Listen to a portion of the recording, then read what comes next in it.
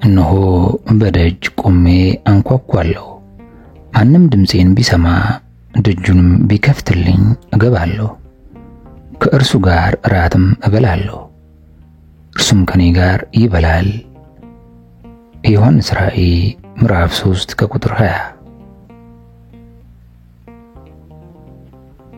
ምንጊዜም ቢሆን የመጀመሪያው እርምጃን የሚራመደው እግዚአብሔር ስለመሆኑ የሚያሳየንን መንፈሳዊ ገለጻ ወደ እናንተ ይዘን ቀርበናል። ውድ የምክረ ቅዱሳን ቤተሰቦች ይህንን መንፈሳዊ ምክር ለብዙ ሰው እንዲደርስ ላይክ እንዲሁም ሼር በማድረግ ይጀምሩ። በእግዚአብሔር ስም የንስሐ ሕይወትና በሰውና በእግዚአብሔር መካከል ያለውን ግንኙነት እናያለን። እግዚአብሔር አምላክ እንዲህ ይላል፣ ወደ እኔ የሚመጣውን ከቶ ወደ ውጭ አላወጣውም። ዮሐንስ 6 ከቁጥር 37። ወደ እኔ የሚመጣውን ከቶ ወደ ውጭ አላወጣውም በማለት ለሰው ልጆች የገባውን ቃል ኪዳን ይህ ያረጋግጥልናል። የዚህን አባባል ትርጉም በጠፋው ልጅ ታሪክ ውስጥ በተግባር መመልከት እንችላለን። ይህ ልጅ የነበረበትን መጥፎ ሁኔታ ሲገነዘብ ወደ አባቱ ተመልሶ መሄድ እንዳለበት ስለወሰነ ተነስቶ ሄደ። አባቱም በከፍተኛ ደስታ ተቀብሎታል። እግዚአብሔር እንዲህ አይነቱን ጸጸት ወይም ንስሐ ስለሚቀበለው እንዲህ ይላል፣ ወደ እኔ ተመለሱ እኔም ወደ እናንተ እመለሳለሁ። ሚልክያስ 3 ከቁጥር 7። ወደ እኔ ተመለሱ እኔም ወደ እናንተ እመለሳለሁ። እረኛው የጠፋውን በግ ፈልጎ ካገኘው በኋላ እጅግ ሐሴት በማድረግ በጫንቃው ላይ ተሸክሞ እንዳመጣ ሁሉ እግዚአብሔርም የሰው ልጆችን ደህነት በመፈለግ ወደ እነርሱ የሄደው እርሱ ነው። እነሆ በደጅ ቆሜ አንኳኳለሁ፣ ማንም ድምፄን ቢሰማ ደጁንም ቢከፍትልኝ እገባለሁ፣ ከእርሱ ጋርም እራትን እበላለሁ፣ እርሱም ከኔ ጋር ይበላል ይላል። እንዲህ በማለት የመጀመሪያውን እርምጃ ወደ ሰው የተራመደው እግዚአብሔር ነው። አንድ ሰው ስለተለያዩ ምክንያቶች ከእግዚአብሔር ጋር የሚኖረውን ግንኙነት ላይጀምር ይችላል። አንድ ሰው በራሱ ፍላጎት ስለሚሸነፍ ከእግዚአብሔር ጋር ያለውን ግንኙነት ለመጀመር ይሳነዋል። በራሱ ፍላጎት ስለሚሸነፍ ይህ ሰው በራሱ ፍላጎት ወይም ፈቃድ ስለሚሸነፍ ይህ ፍላጎቱ ከውስጥም ሆነ ከውጭ ተጽዕኖ ሊያሳድርበት ይችላል። በዚህ ረገድ ይህ ፍላጎቱ በእርሱ ላይ ተጽዕኖ ስለሚያደርስበት የፍላጎቱ ወይም የስሜቱ ባሪያ በመሆን ከእርሱ ጋር ተወዳጅቶ ስለሚኖርም ከዚህ ነፃ ለመውጣት ፈቃደኛም አይሆንም። እንዲህ አይነቱ ሰው ምን ሊያደርግ ይችላል? ራሱን በተስፋ መቁረጥ አሳልፎ ለመስጠት ተስፋ ያጣልን? አይደለም። እግዚአብሔር በእርግጥ ወደ እርሱ ያቀርበዋል። በብዙ ነገሮች መጠመድ ሰውን ወደ እግዚአብሔር እንዳይቀርብ ያደርገዋል። እንዲህ አይነቱ ሁኔታ እግዚአብሔርን ለማምለክ ምንም አይነት ጊዜ የማይሰጥ ሁኔታ ነው። ጌታ ማርታን እንዲህ ነበር ያላት፣ ማርታ ማርታ በብዙ ነገር ትጨነቂያለሽ፣ ትታወቂማለሽ፣ የሚያስፈልገው ግን ጥቂት ወይም አንድ ነገር ነው ብሏታል። አንድ ሰው ለጸሎት ቅዱሳት መጻሕፍትን ለማንበብ፣ ለሰይድ በተመስጦም ለመሆን፣ ለአገልግሎት በአጠቃላይ ከእግዚአብሔር ጋር ለመሆን ጊዜ ያጣ ከሆነ ከዚህ ወከባ ውስጥ የሚያወጣው ኃይል ክንድ ያስፈልገዋል። በጭፍን መመራትና ከእግዚአብሔር ጋር ያለውን ግንኙነት ለመጀመር አለማወቅ ሰውን ያግደዋል። በጭፍን መመራት ለዚህም ምሳሌ የሚሆኑትን ቀኛቸውንና ግራቸውንም የማይለዩ የተባሉት የነነዌ ሰዎች ናቸው። ዮና 4:11 ለእነዚህ ሰዎች እግዚአብሔር ቀድሞ ወደ እነርሱ በመቅረብ ይመራቸው ዘንድ ነቢዩ ዮናስን ልኮላቸዋል። ሌላው ምሳሌ ደግሞ ቤተክርስቲያንን ባለማወቅ ሲያሳድድ የነበረው የጠርሴሱ ሳውል ነው። ለኛ ጢሞቴዎስ 1:13 መድኃኒታችን ኢየሱስ ክርስቶስ ለእርሱ በመገለጥ ወደ እርሱ አቅርቦታል። ሳውልም እንዲህ ባለ ሁኔታ ወደ ጌታ ቀርቦ ካመነ በኋላ አምላኩን እንዲህ ብሎ ነበር የጠየቀው። ምን አደርግ ዘንድ ትወዳለህ አለው። ይህ አባባል በባለጸጋው ጎልማሳና የበዓለ አምሳ ዕለት በተሰበሰቡ ብዛት ባላቸው ሰዎች የተባለ አባባል ነው። ምን ላደርግ ትፈልጋለህ? ስንፍና ወደ እግዚአብሔር ላለመቅረብ ያግዳል። ደካማ ሰው እንዲህ ይላል፣ በእኔ ማን ያድነኛል? ሮሜ 7:18 እዚህ ላይ እግዚአብሔር ለዚህ ሰው ቅድሚያውን በመውሰድ ያድነዋል፣ አንድ ሰው ስለሌለው። አንድ ነገር ለመጀመር ካልቻለ እግዚአብሔር ሊጀምርለት ይችላልን ብሎ ሊደነቅ ይችላል። ወንድሜ ሆይ በእርግጥም እግዚአብሔር ምንጊዜም ለመጀመር ዝግጁ ነው። ይህን በተመለከተ በቅዱሳት መጻሕፍት ውስጥ እንደተጻፈው የሰው ልጅ ከተፈጠረ በፊትም ሆነ በኋላም እግዚአብሔር አስቀድሞ ለመጀመር የመጀመሪያው ነው። ከዚህ በመቀጠል በዚህ ዙሪያ እንነጋገራለን።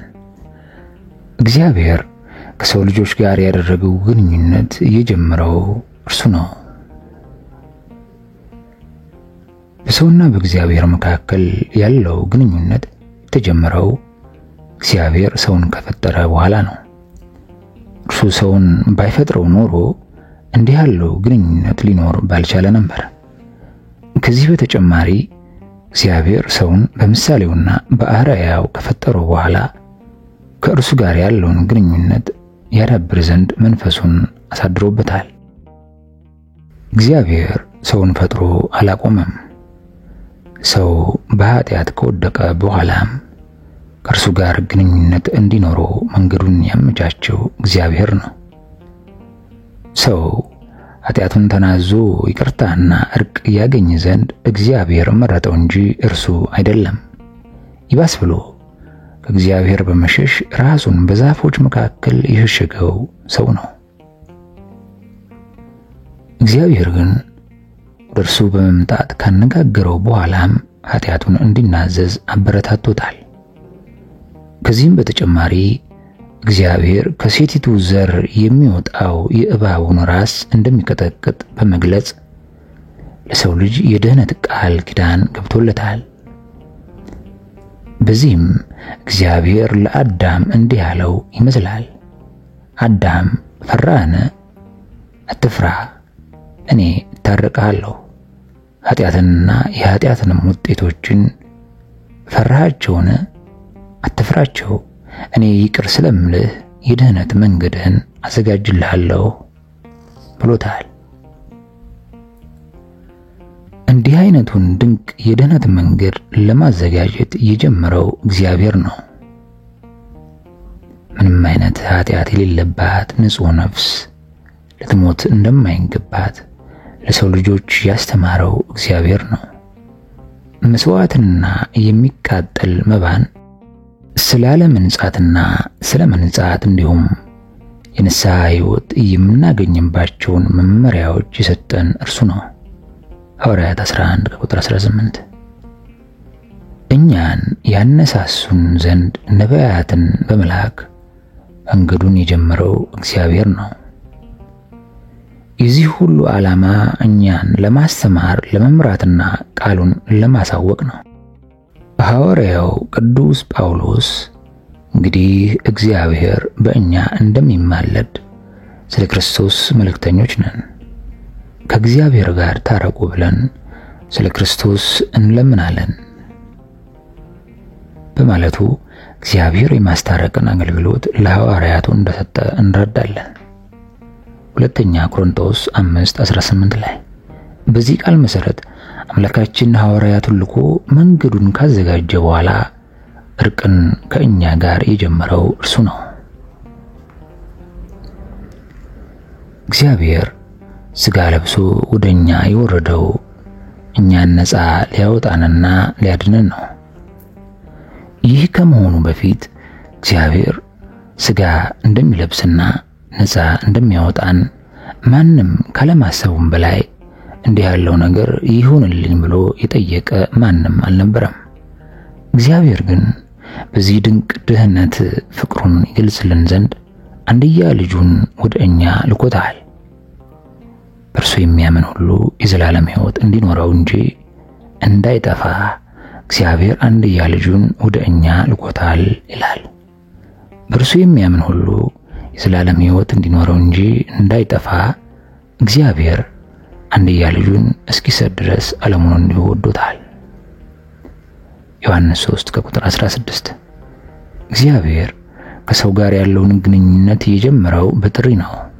ለነብይነት፣ ለሐዋርያነት ወይም ለቅስና የመጀመሪያው ጥሪ ነው።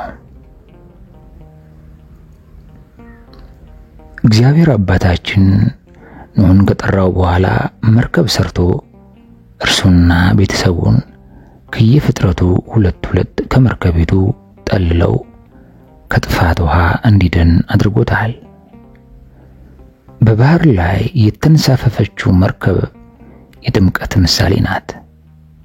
ጥቂቶች ማለት 8 ነፍስ በውሃ የዳኑባት መርከብ ሲዘጋጅ የእግዚአብሔር ትዕግስት በኖህ ዘመን በቆየ ጊዜ ቀድሞ አልታዘዙም። ይህ ውሃ ደግሞ ማለት ጥምቀት ምሳሌ ሆኖ አሁን ያድነናል። እግዚአብሔር ልክ ኖህን እንደጠራው የሕዝቡ ሁሉ አባት ይሆን ዘንድ አባታችን አብርሃምን ጠርቶታል። በእርሱና በአብርሃም መካከል ያለውን ግንኙነት ያነሳሳው እግዚአብሔር እንጂ አብርሃም አይደለም። ምክንያቱም እርሱ ወደሚመራው ወይም ወደሚያሳየው ምድር እንዲወጣ የጠራው እግዚአብሔር ስለሆነ ነው። ከዚህ በኋላ እግዚአብሔር አብርሃምን እንዲህ ብሎ ባርኮታል። የምድር ነገዶችም ሁሉ በአንተ ይባረካሉ፣ የምድር አሕዛብ ሁሉ በዘርህ ይባረካሉ። ዘፍጥረት 12:1-3 ይህንን የመሰለ ቃል ኪዳን እግዚአብሔር ለአባታችን ለያዕቆብ ቃል ገብቶለታል።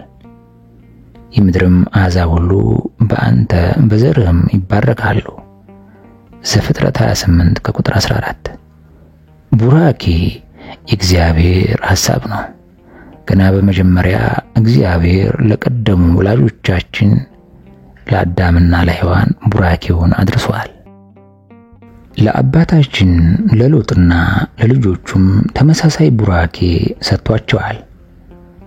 ለአባታችን ለአብርሃም ለይስሐቅና ለያዕቆብም እንዲሁ። ታላቁ ቡራኬ ግን ዓለም ሁሉ የዳነበት ከእነርሱ ዘር የወጣው የመድኃኒታችን የኢየሱስ ክርስቶስ ቡራኬ ነው። ድህነት በእርግጥ በእግዚአብሔር አነሳሽነት የተፈጸመ ታላቅ ስጦታ ከመሆኑም በላይ በፍቅሩ ለሰው ልጆች ሁሉ የተፈጸመ ነው። ምክንያቱም እርሱ የሚፈልገው ሰዎች ሁሉ ሊድኑና እውነቱን ወደ ማወቅ ሊደርሱ በሚወድ በእግዚአብሔር በመድኃኒታችን ፊት መልካምና ደስ የሚያሰኝ ነው። አንደኛ ጢሞቴዎስ ምዕራፍ 2:3-4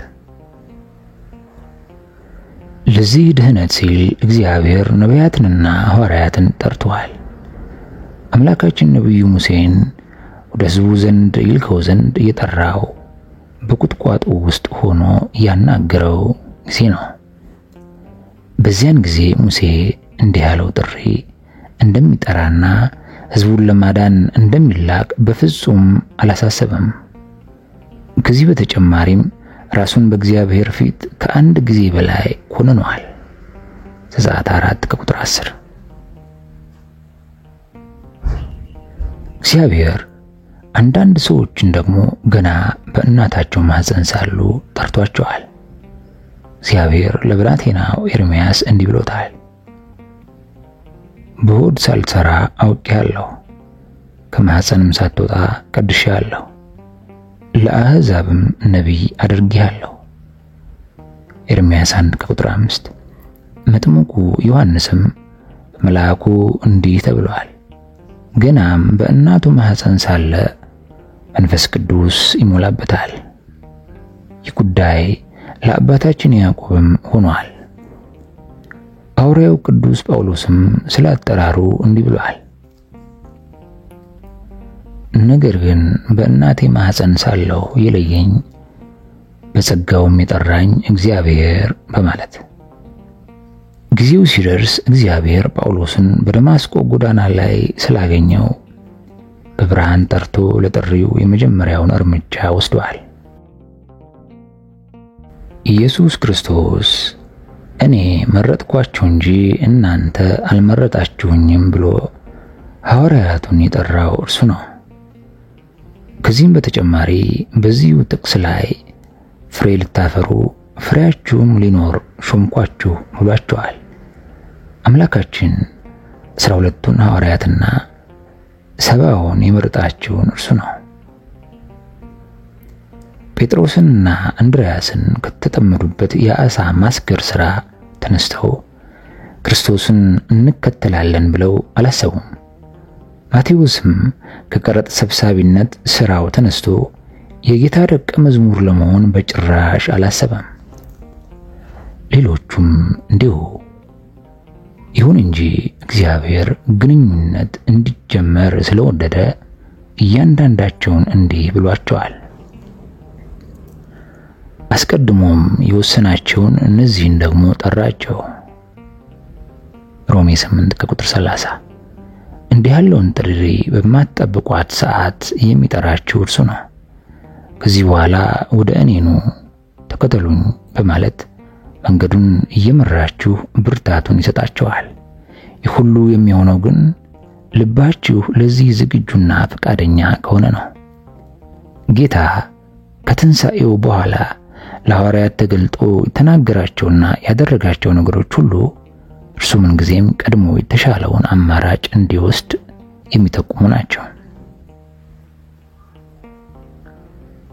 ከትንሣኤ በኋላ ጌታ ወደ ሐዋርያቱ ሄደ እንጂ እነርሱ ወደ እርሱ አልመጡም። ሐዋርያት በዝግ ቤት ውስጥ ሳሉ መዝጊያ ወይም መስኮት ክፈቱልኝ ሳይል በመካከላቸው መገኘቱ በእርግጥ ድንቅ ነገር ነው። ኢየሱስ ከእናንተ ጋር ለመነጋገር በተዘጋ በር አልፎ የመጣበትን ቀን ታውቃለህን? እኛ የቤታችንን መዝጊያ ከፍተንለት ጌታ ከኛ ጋር ቢያወራ ይህ የሚሆንና ሊታመን የሚችል ነው። ነገር ግን በሮቻችን ተዘግተው ከእኛ ጋር ተነጋገረ ቢባል ይህ እርሱ ብቻ በፍቅሩ ሊፈጽመው የሚችል አስደናቂ ነገር ነው። ሐዋርያት ግን በራቸውን ዘግተው የተቀመጡት ጌታን አንፈልግም ብለውት ሳይሆን አይሁድን ፈርተው ነው። መድኃኒታችን ኢየሱስ ክርስቶስ ሐዋርያቱ ምድራዊ በሆኑ ነገሮች ተጠምደው ሳለ ተገልጦላቸዋል። በቅዱስ ዮሐንስ ወንጌል የመጨረሻው ምዕራፍ ላይ ጌታ ጴጥሮስና ዮሐንስን ጨምሮ 7 ሐዋርያቱ አሳ ሲያጠምዱ ጌታ ተገልጾላቸዋል። ጌታ ተመልሰውም አሳ ለማጥመድ በሄዱ ጊዜ እንኳን ሊፈልጋቸው እንደመጣ ተመለከቱ። ይህን በማስመልከትም ቅዱስ አውግስጢን በዚህ ጉዳይ ላይ የተናገረው ቃል አለ። ክርስቶስ ለጴጥሮስ የተገለጠለት ነፍሳትን ሊያጠምድ ሳይሆን አሳ ሲያጠምድ ነው። እኛ በዓለማዊ ሥራ ተጠምደን ባለንበት ጊዜ ጌታ ሊገለጥልን እንደሚችል ማወቃችን በጣም የሚያጽናና ነገር ነው። በዚህ ሁሉ ውስጥ ወደኛ መምጣቱን መገለጡንና ለእኛው ጥቅም ከእኛ ጋር መነጋገሩን ቀድሞ ያደረገው እርሱ ነው። ጌታ ሊያውቁት ባልቻሉት ሁለት ደቀ መዛሙርት መካከል ተገልጧል። እነዚህ ሁለት ደቀ መዛሙርት ከኤማሁስ በሚመጡበት መንገድ ላይ ቢገለጥላቸውም አላወቁትም። ሌላው ቢቀር ስለምን እንደሚያወሩ በጠየቃቸው ጊዜ አንተ በኢየሩሳሌም እንግዳ ሆነ ለብቻ ትኖራለህን? በእነዚህ ቀኖች በዚያ የሆነውን ነገር አታውቅምን? በማለት መልሰው ጠይቀውታል። ከዚህ በኋላ ኢየሱስ ክርስቶስ ከሙሴ አንስቶ የነበሩትን ነቢያት በመጥቀስ እርሱና ቅዱሳት መጻሕፍት ስለ እርሱ የተናገሩትን ሁሉ አብራርቶላቸዋል። በመጨረሻም ዓይኖቻቸው ስለተገለጡ እርሱ መሆኑን አውቀዋል። እናንተም እስካሁን ድረስ ካላወቃችሁት ራሱን ለእናንተ ለመግለጥ ዝግጁ ነው። አምላካችን እርሱን የሚመለከቱትን ነገሮች በሙሉ ሲያበራራላችሁና ቅዱሳት መጻሕፍትን ሲተረጉምላችሁ ልባችሁ እንዲቀልጥባችሁ ሊያደርግ ይችላል። ንስሐን በተመለከተም ከእኛ የሚፈለገው መልስ እንድንሰጠው ብቻ ነው። እግዚአብሔር ክፉውንና በጎውን እንድንለይ ኃይልና ሕሊና ለእኛ በመስጠት የመጀመሪያውን ተግባር የፈጸመልን እርሱ ነው። ከዚህ በተጨማሪ መንፈስ ቅዱስ ስለ ኃጢአታችን ወቅሶ ወደ ንስሐ እንዲመራን ያደረገውም እርሱ ነው። እኛ ቸልተኞች በምንሆንበት ጊዜ የሚያበረታን ቃል፣ ውጤታማ ስብከት ወይም ደግሞ ጠቃሚ መጽሐፍ ይልክልናል። አልፎ ተርፎም የእግዚአብሔር ጸጋ ወደ ንስሐ ይመራናል እንጂ እንዲሁ አይተወንም። እግዚአብሔር የሆነ በሽታ ወይም ሕመም እንዲያጋጥመን በመፍቀድ ያነቃቃናል። ከዚህ በተጨማሪ የሆነ ችግር እንዲገጥመን በማድረግ የችግር በእኛ ላይ ውጤት እንዲያመጣ ያደርገዋል። ወይም አንድ የምንወደው ሰው በሞት እንዲወሰድ በማድረግ ልባችን እንዲሰማው ያደርጋል። በሌሎች የተለያዩ ምክንያቶችም ወደ ንስሐ እንድንመራ እግዚአብሔር ልቦናችንን ቀሰቅስልናል።